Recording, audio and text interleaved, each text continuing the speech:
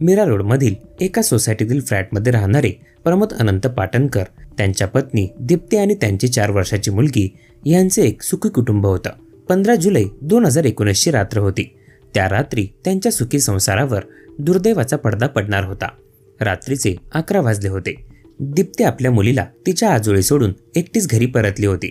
तिने दरवाजाची बेल वाजवली, पण आतून काहीच प्रतिसाद आला नाही. तिने पुन्हा बेल वाजवली, आवाज दिला, पण दरवाजा उघडला नाही. शेवटी तिने आपल्या पर्समधून दुसरी चावी काढली आणि दरवाजा उघडला. जेव्हा ती आत गेली तेव्हा तिला सगळं काही अस्ताव्यस्त दिसलं आणि एक विचित्र शांतता पसरलेली होती. तिच्या हृदयाची धडधड वाढली. ती आतल्या खोलीकडे धावली. बेडरूममध्ये तिला फरशीवर तिचा नवरा प्रमोद निश्चित पडलेला दिसला. त्याच्या शरीरावर खोल जखमा होत्या आणि डोळे स्थिर होते.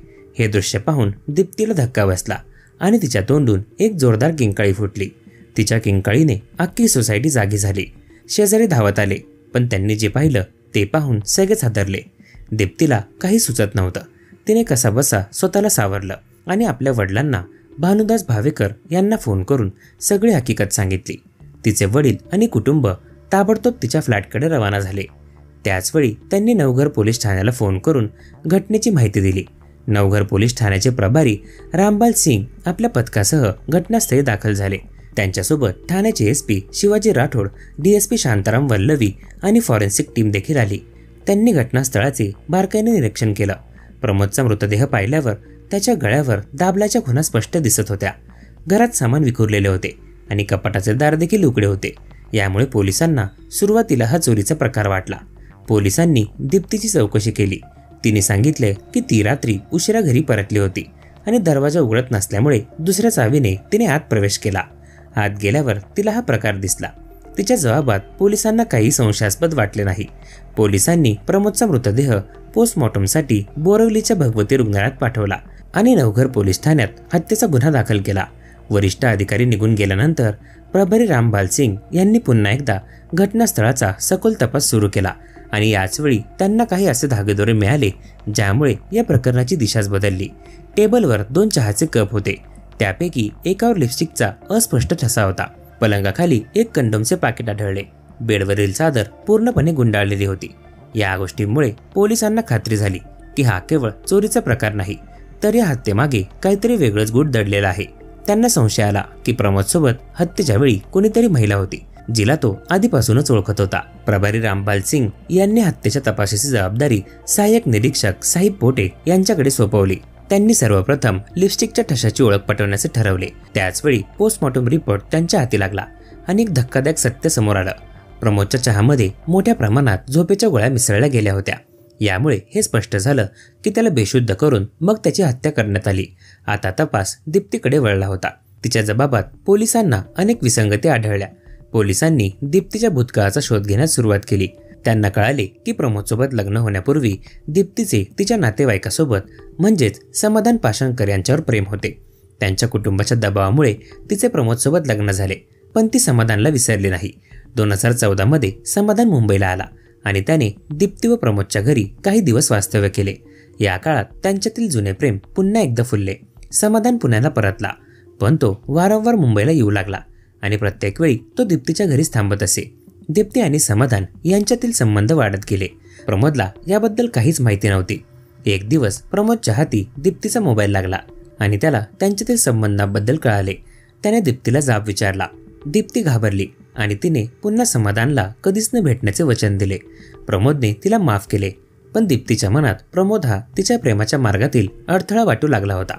तिने समाधानशी संपर्क साधला आणि त्याला प्रमोदला कायमचा दूर करण्याचा कट रचण्याबद्दल सांगितले. समाधानही यासाठी तयार झाला. या कटाप्रमाणे समाधानने दीप्तीला झोपेच्या गोळ्या दिल्या. पहिल्या 2 वेळा दीप्तीने थोड्या गोळ्या चहात मिसळल्या, पण त्यांचा परिणाम झाला नाही.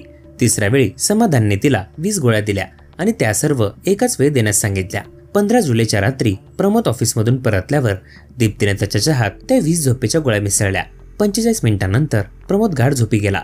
दीप्तीने लगेच समाधानला फोन करून बोलवलं. समाधान अर्ध्या तासात फ्लॅटवर पोहोचला. दोघांनी मिळून गाढ झोपलेल्या प्रमोदची हत्या केली.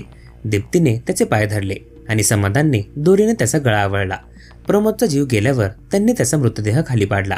त्यानंतर त्यांनी पोलिसांची दिशाभूल करण्यासाठी पुरावे तयार केले. दीप्तीने लिपस्टिक लावून चहाच्या कपावर ओठांचा ठसा उमटवला. कपाटातील सामान विस्कटून चोरीचा बनाव रचला आणि पलंगाखाली कंडोमचे पाकिट ठेवले. त्यानंतर ती तिच्या माहेरी गेली आणि काही वेळाने पुन्हा फ्लॅटवर परत येऊन किंचाळू लागली. जणू काही तिला काही माहीतच नाही. पोलिसांनी दीप्तीची पुन्हा चौकशी केली. त्यावेळी तिच्या जबाबात अनेक विसंगती आढळल्या. त्यानंतर पोलिसांनी समाधान पाषाणकरलाही गोरेगावमधील एका लॉजमधून अटक केली. सखोल चौकशीनंतर दोघांनीही आपला गुन्हा कबूल केला. पोलिसांनी दोघांविरुद्ध हत्येचा गुन्हा दाखल केला. न्यायालयात खटला चालला आणि सर्व पुराव्यांच्या आधारे न्यायालयाने दीप्ती आणि समाधान यांना दोषी ठरवून जन्मठेपेची शिक्षा सुनावली. अशा प्रकारे एका प्रेम संबंधातून झालेल्या विश्वासघाताने आणि कटामुळे एका सुखी कुटुंबाचा अंत झाला. ही घटना मानवी स्वार्थाचे आणि विश्वासघाताचे एक भयानक उदाहरण आहे. प्रमोद पाटणकर यांनी आपली पत्नी दीप्तीवर पूर्ण विश्वास ठेवला होता. जेव्हा त्यांना दीप्तीच्या विवाहबाह्य संबंधाबद्दल कळाले तेव्हा त्यांनी तिला माफ केले. हा प्रमोदचा चांगुलपणा होता. त्यांना वाटले की दीप्ती आपली चूक सुधारून पुन्हा त्यांच्यासोबत सुखी संसार करेल. पण दीप्तीच्या मनात वेगळेच विचार होते. तिने प्रमोदच्या चांगुलपणाचा गैरफायदा घेतला आणि त्याचाच काटा काढण्याचा कट रचला. हा विश्वासघात केवळ पती पत्नीच्या नात्यापुरता मर्यादित नव्हता, तर तो मानवी मूल्यांचाही विश्वासघात होता.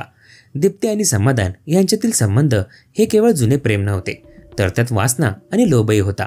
दीप्तीला प्रमोदच्या आर्थिक स्थैर्याचा फायदा हवा होता, पण सोबतच तिला तिच्या जुन्या प्रियकरासोबतही राहायचे होते. समाधानच्या जीवनातही त्याची पत्नी आणि मुले असताना त्याला दीप्तीसोबतच्या नात्याची ओढ होती. त्यामुळे त्यांच्या वासनेमुळे आणि लोभामुळे त्यांनी एका निष्पाप व्यक्तीचा जीव घेतला. या घटनेतून हे स्पष्ट होतं की जेव्हा वासना आणि लोभ माणसाच्या डोळ्यावर पडदा पाडतात तेव्हा तो कोणत्याही थराला जाऊ शकतो. या हत्येमध्ये कट आणि फसवेगिरीची पातळी खूप खोल होती. हत्येनंतर दीप्तीने घरात लिपस्टिकचा ठसा असलेला कप आणि कंडोमचे पाकिट ठेवून पोलिसांची दिशाभूल करण्याचा प्रयत्न केला. तिने चोरीचा बनाव रचला जेणेकरून पोलिसांना या प्रकरणात अन्य कोणीतरी असल्याचा संशय येईल. पण म्हणतात ना, गुन्हा कितीही हुशारीने केला तरी पुरावे मागे राहतातच. पोलीस तपासामुळे या कटाचा पर्दाफाश झाला. यातून आपण शिकू शकतो की तात्पुरत्या फायद्यासाठी केलेले खोटे नाटे कट कधीच यशस्वी होत नाहीत. सत्य शेवटी समोर येतेच. प्रमोद पाटणकर हे एक प्रामाणिक आणि सुशिक्षित अधिकारी होते. त्यांचे कुटुंब सुखी होते, पण केवळ एका चुकीच्या नात्यामुळे त्यांच्या निष्पाप जीवनाचा दुर्दैवी अंत झाला. या घटनेने त्यांच्या चिमुकल्या मुलीचेही भविष्य उद्ध्वस्त झाले. यातून हे कळते की आपल्या चुकीच्या निर्णयांचा परिणाम केवळ आपल्यावरच नाही तर आपल्याशी जोडलेल्या प्रत्येक व्यक्तीवर होतो, विशेषतः आपल्या कुटुंबावर. या घटनेतून हे शिकायला मिळतं की नात्यांमधील विश्वास आणि प्रामाणिकपणा जपायला हवा. लोभ, वासना आणि स्वार्थ या गोष्टी माणसाला विनाशाकडे घेऊन जातात. आपल्या चुकांचे परिणाम स्वीकारून योग्य मार्गावर चालणे हे जीवनातील सर्वात मोठे यश आहे. दरम्यान यावर आपल्या काय प्रतिक्रिया आहेत त्या कमेंट करून नक्की कळवा.